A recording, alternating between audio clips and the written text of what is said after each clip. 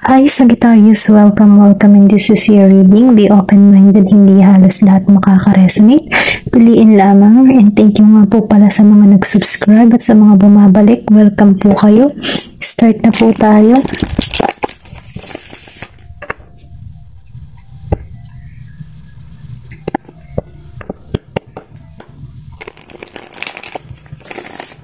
Give me the message for Sagittarius.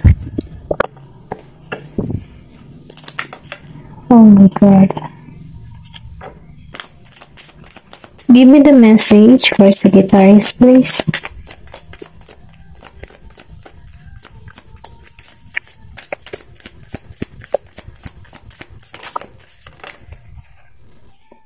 Okay.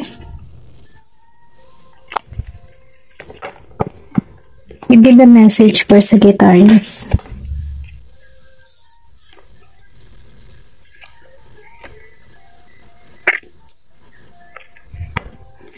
Give me the message for Sagittarius, please.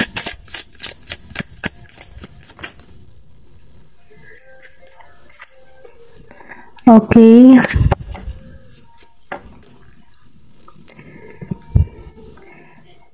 Nakikita ko dito, no? Positive and negative. Pero mas nakikita ko ngayon yung ikaw ay nalulungkot, okay? Ito yung lumalabas dito. Maybe nalulungkot ka ngayon sa panahong ito. Yung iba sa inyo, no, hindi halos lahat nakakaramdam ng kalungkutan. Then, nakikitaan ko rin dito na parang may nawala, okay? Yung pili ang pakaramdam na may nawalan, or pwede rin sabihin ito yung nararanasan mo ngayon kasi September na ngayon, ano?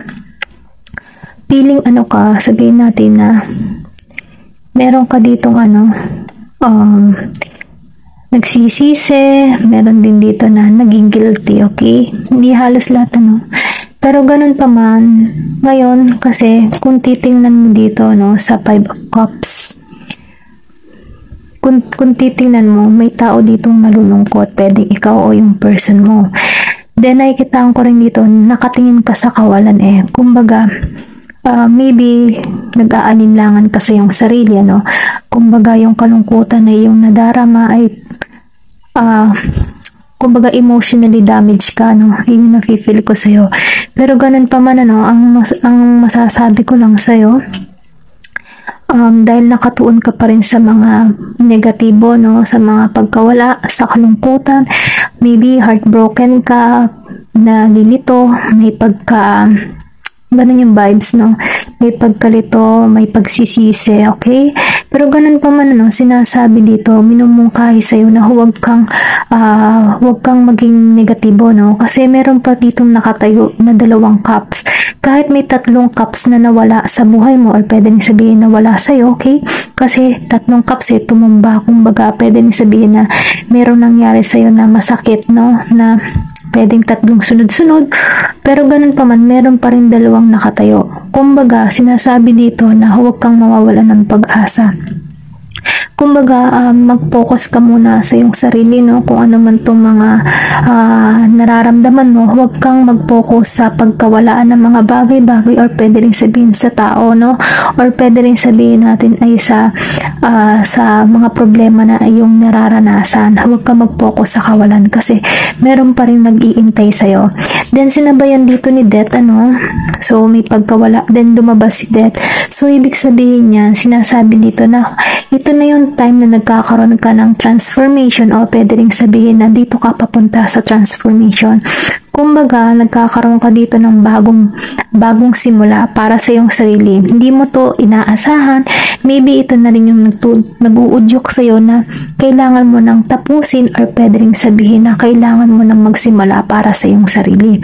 Then, sinasabi dito na may bigla ang magaganap sa'yo nang hindi mo siya inaasahan, okay?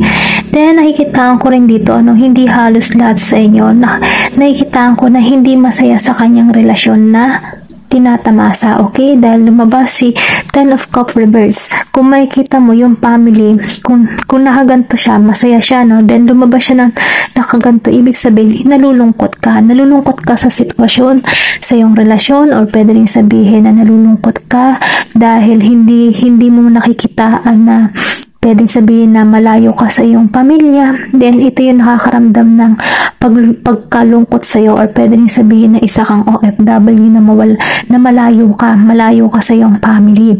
Then, ang feeling mo dito, parang broken hearted ka, kung parang wala kang masandalan, yun yung nakikita ko dito. Pero ganun pa man, dahil lumabas si strength, maybe meron ditong birthday December 13 or December 8, okay? Pero ganun pa man, sinasabi dito, dahil lumabas si strength, minumungkahi ka dito na lakasan mo ang iyong loob, or pwede rin sabihin na pag nalampasan mo to dahil may transformation na magaganap sa'yo, ibig sabihin, meron ditong pagbabago mula sa'yo.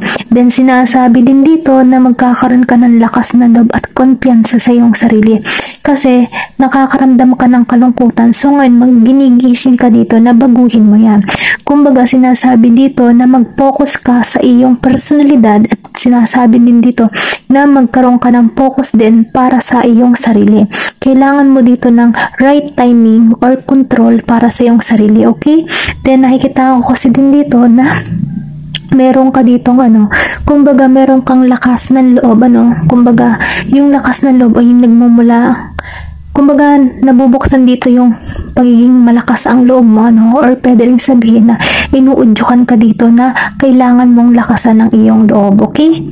Dahil lumabas dito ang Leo, meron dito ka, maybe may person kang Leo, Scorpio, then Gemini, meron din ditong Scorpio and Aries, okay? Ayun lang yung nakikita ko dito, Then, dako tayo, So, ibig sabihin, lumabas dito si Four of Wands, then lumabas din dito. So, ibig sabihin, confirmation na wala pang pagtatagpo. Ibig sabihin, hindi pa nagiging masaya yung iyong, yung iyong love life, or pwede rin sabihin yung karelasyon mo, hindi ka masaya sa nararanasan mo sa iyong karelasyon. Dahil lumabas si Ten of Cups reverse, then sinabayan din ni Four of Wands. Ibig sabihin, kung ano man yung relasyon na meron ka, hindi ka nagiging masaya. Maybe, dahil hindi ka nakakontento, or pwede rin sabihin na meron ka pang hinahanap na magpapasaya sa'yo, pero hindi mo matagpuan sa karelasyon mo. Okay? Then, nakikita ko rin dito na meron pa dito, sabihin natin na postpone pa yung pagkikita nyo, kung kayo LDR situation. Kumbaga, may hadlang pa para hindi pa kayo magkita.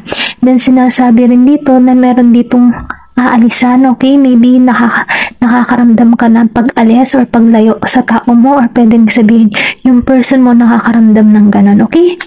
Then, dito, sinasabi dito, sa Two of Wands, nakikita ko dito na yung iba sa inyo, hindi halos lahat natatakot sa pagbabago.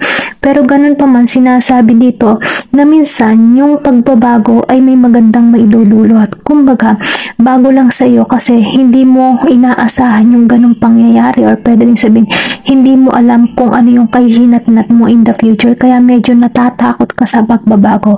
Pero sinasabi nga dito sa death, may new beginning na naghihintay sa iyo. Kumbaga, sinasabi dito na huwag kang matakot sa pagbabago. Minsan kasi dumadating ang pagbabago dahil meron niyang magandang maidudulot sa iyo. Okay? Dahil lumabas dito si Queen of Pentacles, yung sinasabing pagbabago para sa iyo ay magdudulot sa iyo na kung paano ka magiging mature na isang babae at isang lalaki. Okay? Or kung ano man yung kasiraan mo, ito'y kumbaga naandito kasi stepping stone na nagkakaroon ka na dito ng maturity.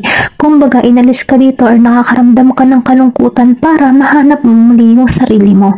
Then, sinasabi din dito na yung iba sa inyo ay lalago bilang isang independent woman or man, nakikitaan ko rin dito na magkakaroon ka dito ng social, or sabihin natin na malakas, kumbaga aani ka ng tagumpay sa pamamagitan ng Queen of Pentacles. Kumbaga, kung makikita mo si Queen of Pentacles, talagang hawak-hawak niya yung financial niya, or sabihin natin yung Pentacles niya.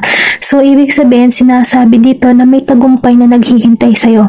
Kaya, huwag kang mawala dito or huwag kang mag-focus dito sa mga kalungkutan na nagaganap sa iyong buhay dahil in the future, may naghihintay sa iyong gantimpala or tagumpay. Sinasabi dito na magiging kang masagana sa pagiging independent mo.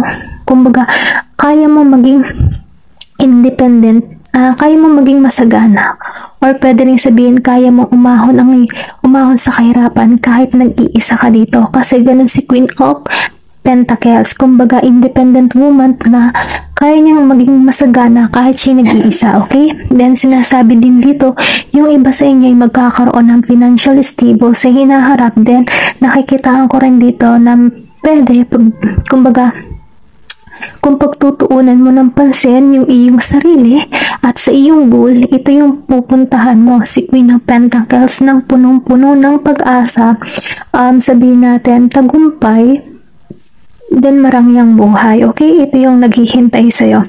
Kapag nalampasan mo itong mga pagsubok na kinakaharap mo, ngayong September, maybe nakakaramdam ka ng kalungkutan, ganun pa man malalampasan mo yan dahil ito yung naghihintay sa'yo sa dulo, okay? Kumbaga, narito ka pa lamang sa point ng lungkot dahil dito pa lang nagkakaroon ka na dito ng, sabihin natin na nagkakaroon ka dito ng spiritual awakening para sa'yo, para malaman mo kung ano yung hindi at kung ano yung tama para sa'yo, okay? Kumbaga, huwag kang matakot sa bagong simula dahil ang bagong simula ay may magandang hinaharap. Okay? Ayan lamang Thank you for watching and love and peace.